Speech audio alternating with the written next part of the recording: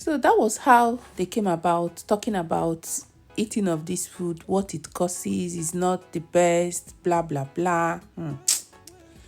People are beginning to realize that this is the best food so far in terms of these food categories. I am telling you the truth. Our forefathers that invented the method of this process, they didn't make mistake.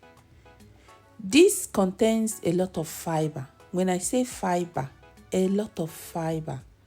But people stayed away from it. So if you have stayed away from this kind of swallow, please go back. Your body needs fiber, and this is where you will get the highest fiber. When you go back to the processing of this food, you will know that every other remaining thing there is fiber, and it doesn't cost anything to your body. Rather, it will give your body, your system, fiber.